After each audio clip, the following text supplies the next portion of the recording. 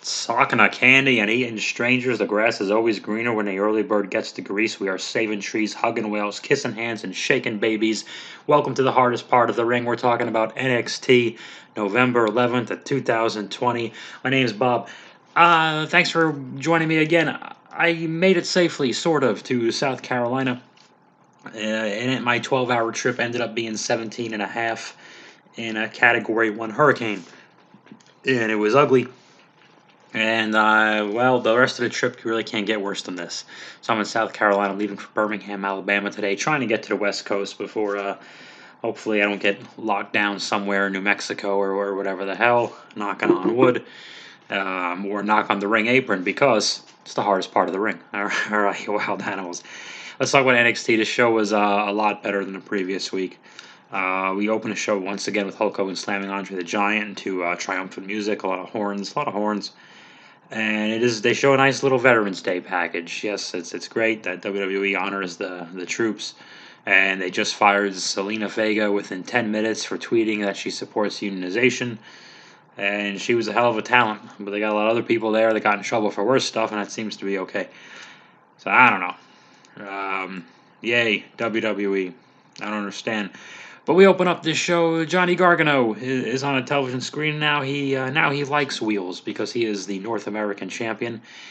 He hated wheels. It didn't matter what kind of wheel it was, whether it was a wheel for a vehicle, whether it was a wheel of fortune, whether it was a wheel of cheese. It didn't matter. He hated them, but now he likes the wheels. They go round and round, and he had a little jokey thing where he spins it and it lands on a guy that they pretty much tell you isn't going to win. His name is Leon Ruff, which sounds like Leo Rush, who worked there and quit or got fired, I forget. But so the joke here is that Gargano knows he can win this match easily, and there's all these top contenders: Damian Priest, Tommaso Ciampa, Adam Cole, etc., etc. And he wrestles Leon Ruff, and Leon Ruff falls for the shoe being untied thing or the knee pad wasn't adjusted. Same gimmick. And this is to tell us that Leon Ruff is naive and inexperienced, and that Johnny Gargano will take advantage of his opponent's naivete and inexperience in order to defeat him swiftly in the middle of the ring, which is at least 10 feet from the ring apron, which is the hardest part of the ring. So Leon Ruff is they're wrestling back and forth, and you see Damian Priest. He is on the outside, or he is inside the fence plexiglass thingy, and then he's outside, and Gargano runs away. Great commentary here, especially because I don't think Beth Phoenix is still physically there. So Beth Phoenix makes a comment about the wheel early on. She says the fix is in, and Wade Barrett says, "How dare you?" And that was just brilliant. I loved it. So Gargano runs away from Damian Priest, and he misses some kind of a kick, and Leon Ruff does a crucifix pin with a bump in the middle, and whoa, Nelly, hold the phone, stop the press, back the buggy up. We have a surprise new North American champion, a guy we've barely seen before in Leon Ruff. I give the match 46 stars. I noticed that the belt was had a Velcro latch before he attached it, and they did this gimmick where Leon Ruff puts the belt around himself, and as Priest raises his hand, the belt falls to his ankle. And I don't know if this was worked or not. I think it was.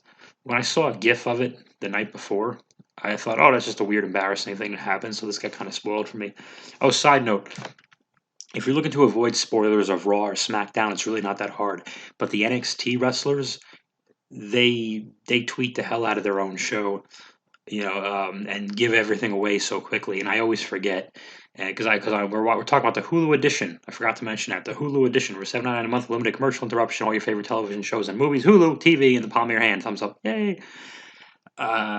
So we're watching the Hulu edition, so I always see it a day late. And now I'm recording this on a Friday, a day after, so you got to wait a little bit. But if you're listening to a guy like me ramble about this, you know what happens already. So I knew that Leon Ruff was going to win this thing. A great tweet from Triple H. He put on the social media network there through his application and his mobile device. It works with satellites. I don't have time to explain it. And he wrote after the gif of Leon's belt title falling down, he goes, "And that's why we don't call them belts." So all right, fair enough. You got us. I think they worked that though to be funny, which is a shame because it would have been such a great organic moment. But whatever. This I hope no one's complaining that this match it was too long. It was only well I don't know 6 or 7 minutes, five whatever it was. Here's the thing. That wasn't long enough. They'd be complaining. Sorry. If this match was too long and they had a competitive back and forth match, it wouldn't make any sense. The idea is Gargano got I call him that. He doesn't mind. He got distracted and cocky, and he was more worried about Priest, and he got caught. And that Leon Ruff isn't supposed to be a serious contender. I imagine Leon Ruff is dropping it back to Gargano in the very near future, or to somebody else, but probably Gargano. But either way, that thing's not staying on him long. That's his moment right there. So if the match was long, 20 minutes back and forth competitive, 400 stars from my friend Dale Seltzer at the Wrestling Rubbernecker, it wouldn't make any sense. I mean, we need to Gargano. The story is here. He's slipping on a banana peel because he got cocky. He played a stupid, silly joke with his fake wheel, and Priest kind of checked him on it, and Gargano ended up losing his title after saying he's not going to have the curse of losing his singles titles on the first defense anymore, and now, of course, he will. My own opinion, Gargano should beat him back pretty handily and probably with excess aggression, and then immediately offer Leon Ruff a title match as a Ruff is beaten, and then beat him again really quickly so he can say the curse is broken. Is what I think they should. That's my own 2 cents. I said it at 46 stars, right? Okie dokie. So we are backstage, and Damian Priest doesn't let Leon Ruff talk in his own first interview after winning his major championship. Instead, he gives him a pair of car keys and tells him to take off, and Leon does. And Johnny Gargano is mad, and then Johnny and Priest shove each other. So, I mean, this isn't about Leon Ruff. This is about Priest and Gargano. And eventually that title's going to come back, and they're going to just continue wrestling each other, which is okay. I don't think Priest's best matches are with Gargano, personally. I think everyone wrestles Johnny's match. We've said this before. And again, this is Hulu, so I'm skipping over anything. It's Hulu that skips it. Santos Escobar, the 205 cruiser lightweight guy champion, wrestles Jake Atlas. Right before this match starts, we see, I think it was during one of the entrances, we see Jake Atlas enter. He drives his vehicle backstage, and he's wearing glasses so he can see, so his vision is corrected. So if you see him drive without him from here on in, alert the authorities. And Jake Atlas gets out of the car and whacks one of the Santos lackeys in the stomach with a metal pipe of some sort. So that'll teach him. And Beth Phoenix had another great quote. She quotes Han Solo, who is a popular sci-fi space fantasy character in the popular Star Wars films. I don't have time to explain who he is right now. But she quotes Han Solo and says, never tell me the odds. So I thought that was cool. Jake Atlas and Santos have this match, and Jake fights off some bad guys. Lousy frog splash from Santos, but he's usually really good. Atlas does like a wacky dive, and I think his foot got caught. And Atlas does his cartwheel DDT. He's the cartwheel DDT guy. He stands on top rope and then leans down and does a cartwheel off of it. I think he missed that somehow, and Escobar hit a finish, like an underhook, dropped on your knee kind of thing. 1, 2, 3. Santos retains, 117 stars, by the way. Boy, this match kind of soured me on Jake Atlas, to tell you the truth. I thought there's a little bit of a sloppiness to him. There's a little bit of a clumsiness to him. I think he's establishing himself as the guy who does the pretty cartwheel thing. And I don't know. I don't feel like he's TV ready. I think his promos are kind of down in the dumps. He's like the Ember Moon of the 205 division there. Ember's a better wrestler than that. That's not really fair. But the promos are not making up for the one move ring performance. Also, this was the second match in a row where one of the announcers used the cliche Cena ghost when Johnny saw Priest, and I think when I forget when someone saw Jake Atlas, like they'd seen a ghost. I don't remember exactly what. I think maybe he pulled out the pipe again or something. I forgot. We see a package of a tank getting destroyed, and Sloppy Blackheart was very upset. She says it wasn't just some cool vehicle, and she's correct. But she's very upset with Candice for destroying her tank. You heard that correctly. Toni Storm is going to be on television, and she's going to. Oh, she's one of my favorites. She's going to wrestle Candice LeRae. And this was cool because Toni Storm has like this Motley Crue, Guns N' Roses type of, 80s rock and roll gimmick. And Candice LeRae, it says poison in big letters when she comes out too. So I just thought everybody was merging.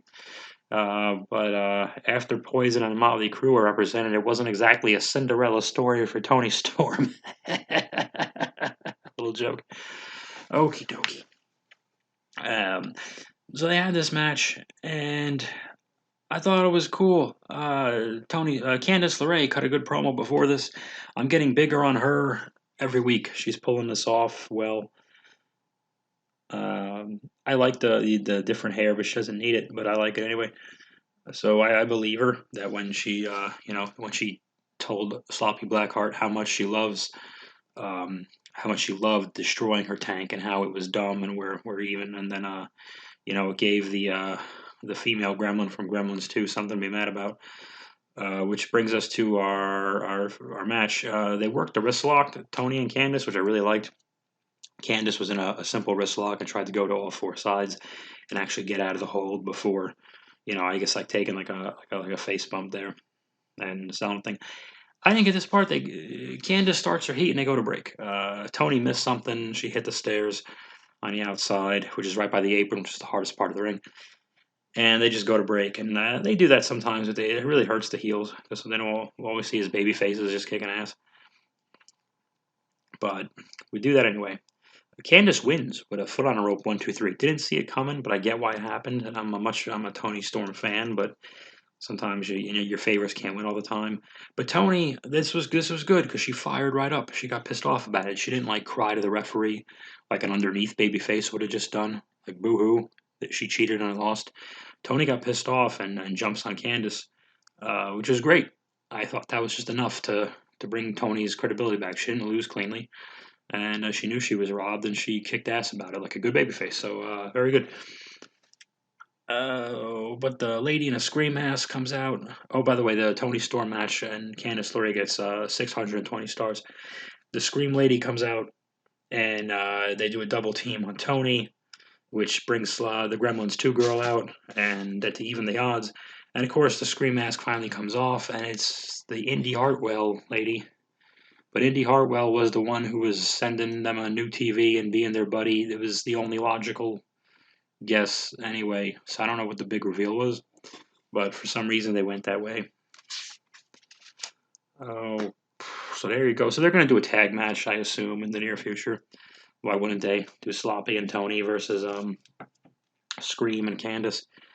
I'm going to call Indy Hartwell Scream now. There's a Brazango promo where they say they're not going to have any fun.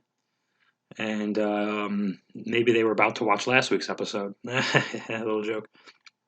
Then Johnny Gargano is yelling at a blonde lady, and William Regal. And Gargano says he rigged the wheel, and Regal tells him it's like tough luck, tough noogies.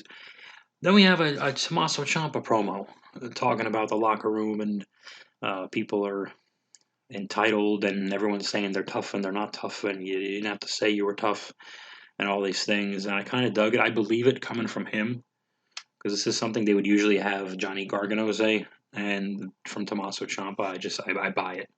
So very good. There's a Rhea Ripley promo next, and she was a package, rather.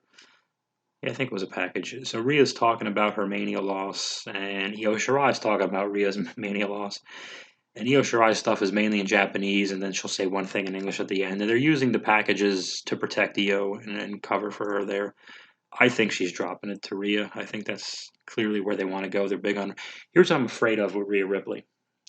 She's going to get to the main roster. And Vince, doesn't matter if Rhea's face or heel, good guy, bad guy, fan favorite or rule breaker for you if you're your old fans. It doesn't matter if she's good or bad. It really doesn't matter. Vince is going to have, I'm calling it now, and I will replay it. He's going to have whoever Rhea feuds with say, this is very important. This is diarrhea because Vince loves poop and butt and poop jokes and fart things and shit things because he's 10 and he's gonna do that. There's gonna be a diarrhea joke on Rhea's name. Calling it now. It's gonna happen. Maybe not today. Not tomorrow. Joke my main event WrestleMania. He'll end WrestleMania with Rhea Ripley winning and then having poop dumped on her. That's how he would end WrestleMania in his own. I can't say his own fantasy world because we're in his fantasy world. Anyway, stupid goddamn Pat McAfee is here with I guess the brand they're called, I think, or just he kept saying the greatest 4-man group, which I think was a dig at the Four Horsemen, even though they say it's a dig at Undisputed Era, but whatever. He wore pants this time. I can't be mad about that. Okay, so I wrote long promo underlined like I have for the last couple of weeks for him. And he didn't cut a long promo, of course, but I expected him to because that's what they were doing. But he does hint he's going to be on commentary, so I thought, oh, that's how they're going to be. And I thought, I hate to say it because I'm pretty hard on stupid goddamn Pat McAfee. I thought he was going to ruin a match. He didn't. I thought he was going to cut a long, fake, markish promo. It was actually pretty good. So after I think 3-4 weeks in a row, whatever, he kind of won. He won me a bit, Pat McAfee. He did a 4-man thing, but then we go to a package again. Finn Balor's going to come back next week and tell us what's happening with the title, so that'll be nice. Breezango looks very funny walking tough to the ring to their music, and the two teams pair off. 1-1, I mean 2-2 rather. They brawl on the outside of the ring. Who needs it? And they're really close to the ring apron, which is the hardest part of the ring. We don't have time to explain that right now.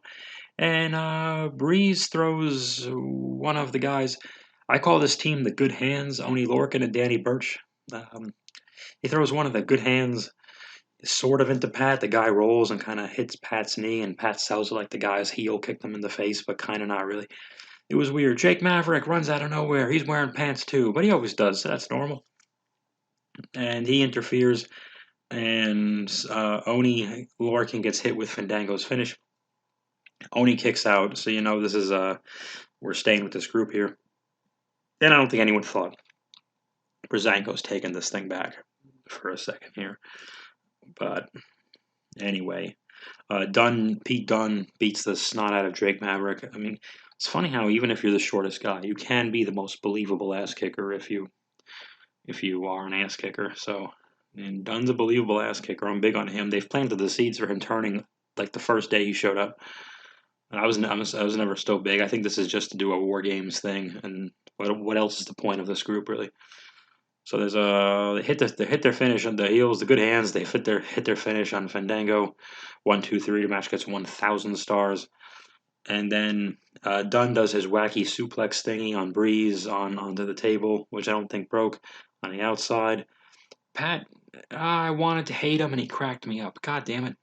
He did this wacky football kick. It was like a punt to one of the good guys in the ribs as the Good Hands held him.